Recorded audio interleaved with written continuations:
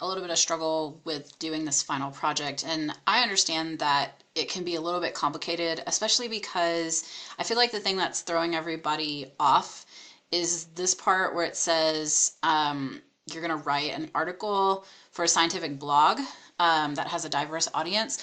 So I know that I showed you guys like blog posts earlier, and so I think that's kind of getting in the way of being able to complete all the work for your final project.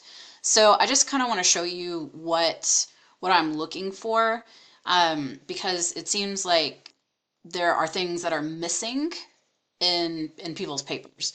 So you want to make sure that you are addressing all of these separate questions, because that is what's in the rubric. So, whenever I'm looking for things, I'm using this rubric to check your work and make sure that you've included everything. And so a lot of things like for instance, scientific perspectives keeps getting left out.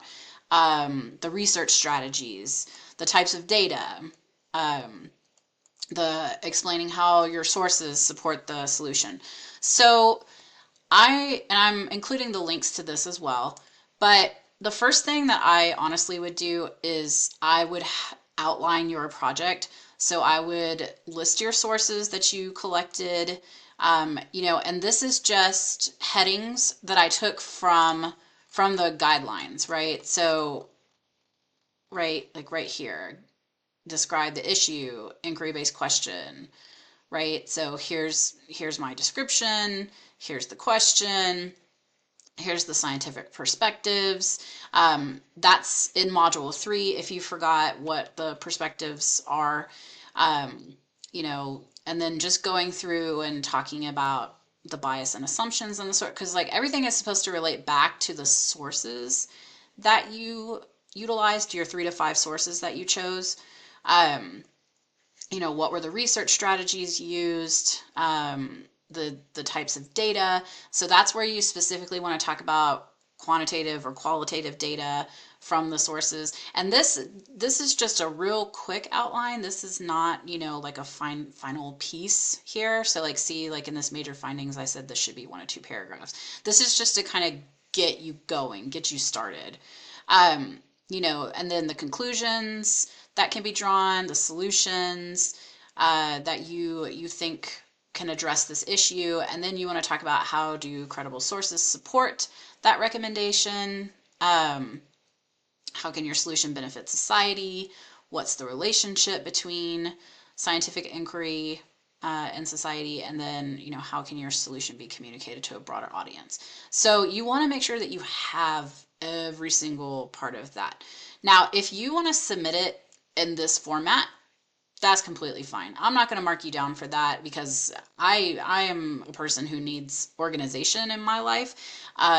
So you might be similar to that. Or the other way that you can submit that or submit this paper, if you don't like the look of this outline, is you can just go ahead and take your information and just put it in part 1, part 2, and part 3, based on what you see here. But again, you have to make sure that you include all the information that is underneath each one of these parts. And what I'm finding is that there's a lot of things missing. So you can use that outline that I showed you, and like I said, I'm including the link to it.